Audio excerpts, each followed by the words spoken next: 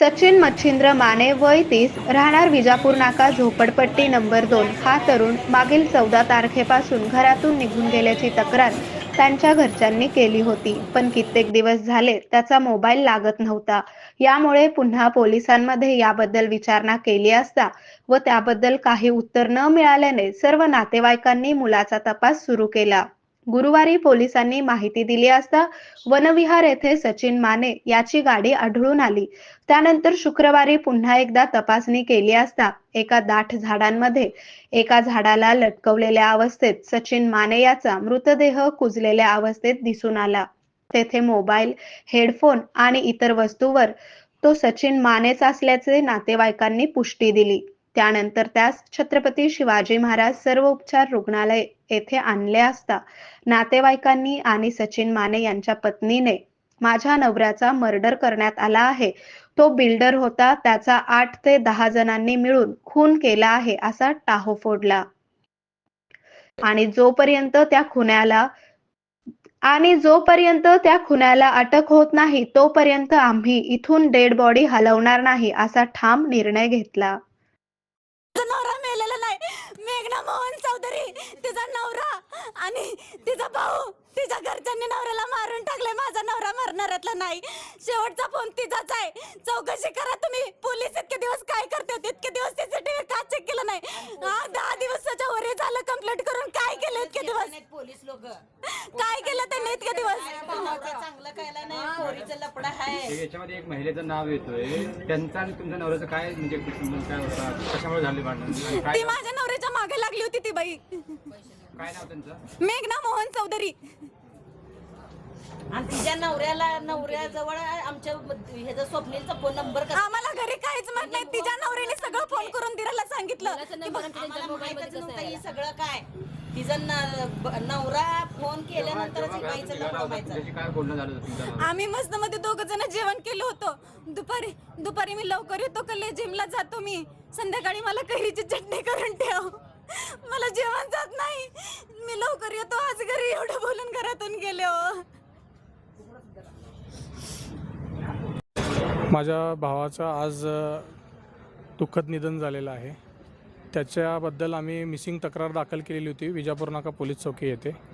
त्यानंतर 12 तारखेला त्याचं दुकानामध्ये काय भांडण झालेलं होतं, तक्रार झालेली होती. तक्रार त्या मेजरबरोबर झालेली होती. मेजरचं नाव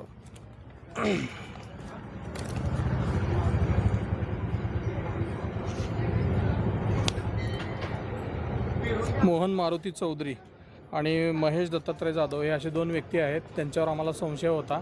त्या संदर्भात आम्ही पोलीस स्टेशनला 18 तारखेला तक्रार दाखल केलेली होती. माझा भाऊ 14 तारखेपासून मिसिंग होता आणि त्या संदर्भात आम्ही पोलिसांच्या मागे लागून त्याची चौकशी व्हावी, त्या लोकांना बोलवून घ्यावं, या पद्धतीने आम्ही त्यांना मार्गदर्शन करा अशा पद्धतीने आम्ही त्यांना सांगितलं. पण आज दिनांक 26 तारखेला काल आम्हाला संध्याकाळी 26 तारखेला संध्याकाळी CDR आला. CDRवरून कळालं की लोकेशन सैफुलच्या मागे, त्याच्या दुकानच्या मागे पाटील नगर येथे भेटलं. आणि तिथं आम्ही तपास करत म्हणजे आम्ही तिथं चौकशीला गेलो असता आम्हाला त्याची गाडी आढळली. मग रात्री तिथं आम्ही सगळीकडे आसपास चौकशी केली, तिथं कोणी हा व्यक्ती आलेला आहे का वगैरे वगैरे. मग सकाळी गेल्यानंतर परत आम्ही जेव्हा तपासणी करायला सुरुवात केली, पोलिसांना फोन केला. पोलीस पण आमच्यासोबत होते. त्यावेळेला तिथं मागे एक पत्रा शेड होता. पत्रा शेडच्या मागे वनविहार आहे.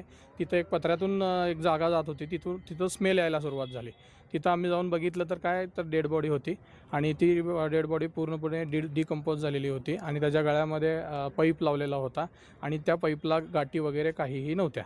आणि आजूबाजूला ज्या वस्तू पडलेल्या होत्या, त्याचा मोबाईल, त्याचा चप्पल, त्याच्या घड्याळ, त्यावरून आम्हाला ओळख पटली की हा आमचा भाऊ आहे आणि त्याचा 100% घातपात झालेला आहे. ज्या व्यक्तींच्या विरोधात आम्ही तक्रार दिलेली आहे त्या व्यक्तींच्या विरोधात आम्ही वारंवार पोलिसांना सांगितलेलं आहे आणि त्या संदर्भात त्यांनी सखोल चौकशी करून त्यांच्यावर गुन्हा दाखल करायला आत्ताच्या आत्ता गुन्हा दाखल त्यांनी करायलाच पाहिजे आणि त्यांना अटक करायला पाहिजे आणि त्यांची पूर्ण चौकशी करून आम्हाला न्याय मिळाला पाहिजे. चौधरी आणि तुमच्या भावाची काय नातं आहे? काय नेमकं भांडण झालं? चौधरीची जी बायको आहे मेघना चौधरी, ही मोबाईल दुकानमध्ये यायची जायची. त्यांचं काय रिलेशन आहे आम्हाला माहीत नव्हतं. नंतर जेव्हा आमचा भाऊ मिसिंग झाला 14 तारखेला, मला 17-18 तारखेला त्या दोघांचे पण फोन आले. तिचा नवरा जो कोणी मेजर आहे मोहन चौधरी आणि त्याचा भाऊ जो महेश जाधव म्हणून आहे, त्या दोघांचे मला फोन आले. आमच्या घरचं वाटोळं केलं, आमचं नुकसान केलं, तुमच्या भावाला समजावून सांगा, नाहीतर काय खरं नाही, असं तसं त्यांनी आम्हाला भाषा वापरली. त्यावरून आम्हाला संशय आला. त्याआधी आम्हाला काही माहीत नव्हतं ह्याबद्दल. नंतर आम्ही मग पोलिसांमध्ये तक्रार दाखल केली. त्यांना बोलवण्यात आलं. त्यावेळेस त्यांनी खोटं बोलले की आम्ही काही केलेलं नाही वगैरे वगैरे. पण आम्हाला आता आमच्या भावाची डेड बॉडी सापडलेली आहे आणि ती अशा अवस्थेत आहे की त्याचा मर्डरच झालेला आहे. 100% त्याचा घातपात झालेला आहे. तर त्याची चौकशी व्हायलाच पाहिजे आणि त्यांना शिक्षा मिळायलाच पाहिजे, हे मी तुम्हाला 100% सांगतो. कारण का त्याच्या गळ्यामध्ये जे पाईप आहे, त्या पाईपला गाठी नाहीत, काय नाहीत, त्याला आणून अडकवण्यात आलेलं आहे. आणि जे झाड आहे त्याच्या हाईटच्या लेवलचं एवढं झाड आहे. हा बॉडी बिल्डर होता. तुम्ही त्याच्या स्टेटसला बघू शकता, इंस्टाग्राम बघू शकता. त्याची बॉडी कशी आहे, काय आहे, त्याला 10-12 लोकांनी चांगलं त्याची एकतर पहिल्यांदा त्याचं मर्डर केलेलं असणार आहे आणि तिथं आणून अडकवलेलं असणार आहे. त्याची गाडी तिथंच जवळपास भेटलेली आहे आणि यावरून 100% आम्हाला वाटतं आहे की त्याचा मर्डर झालेला आहे. या लोकांची कसून चौकशी व्हायला पाहिजे. त्या संदर्भात मी आत्ताच आमदार जे आहेत आपले देवेंद्र कोटे यांना पण निवेदन दिलेलं आहे. मुख्यमंत्र्यालाही निवेदन देणार आहे, गृहमंत्र्यालाही निवेदन देणार आहे की या संदर्भात सखोल चौकशी व्हायला पाहिजे. मेजर जे आहेत कोणते सोलापूरचे आहेत की बाहेरचे आहेत? मेजर जे आहेत ते पंढरपूरचे आहेत. त्यांचा भाऊ जो आहे तो मोहोळचा आहे आणि इथं त्यांची जी बायको राहते ती मोबाईल दुकानच्या मागेच राहते आणि तिचं आणि ह्याचं काय अफेअर आहे का नाही आम्हाला ह्याची कल्पना नव्हती. पण या मेजरला वाटतं की त्यांचं अफेअर होतं, हा तिला घेऊन फिरला वगैरे वगैरे. मग बायको इथं आणून सोडायचीच कशाला? आमचा त्याच्याशी संबंध नव्हता. मग त्याच्या पद्धतीने त्यांनी संशय घ्यायला सुरुवात केली. 4 चौघात तो बोलला देखील आहे की बाबा याला समजावून सांगा, नाहीतर याचं काय खरं नाही वगैरे वगैरे. आणि त्यातनं आम्हाला असं वाटतं की त्यानेच याचा घातपात केलेला आहे आणि 10 दिवसानंतर आम्हाला त्याची बॉडी सापडते. त्या बॉडीची अवस्था इतकी विचित्र झालेली आहे की त्याला आम्हाला म्हणजे त्याची ओळख देखील पटवता येत नव्हती. त्याचा मोबाईल, त्याचं घड्याळ, त्याची चप्पल, त्याचा शर्ट यावरून आम्ही त्याची ओळख पटवलेली आहे. इतकी भयंकर अवस्था त्याच्या बॉडीची झालेली होती, इतकं भयंकर त्याच्याबरोबर घडलेलं आहे. तर त्या संदर्भात आम्हाला न्याय मिळालाच पाहिजे. त्यांच्या विरोधात गुन्हा दाखल झाला पाहिजे आत्ताच्या आत्ता ताबडतोब. आरोग्य म्हणजे केवळ औषध नाही, तर निसर्गाच्या योग्य उपचारांनी मिळणारी खरी आरामदायक अनुभूती. सोलापूरमध्ये निसर्गोपचाराचं विश्वासाचं नाव लिमये निसर्गोपचार केंद्र. इथे उपलब्ध आहेत विना औषध उपचार पद्धती, ॲक्युप्रेशर, ॲक्युपंक्चर, कपिंग आणि मसाज थेरपी. सर्व प्रकारच्या आजारांवर निसर्गाच्या माध्यमातून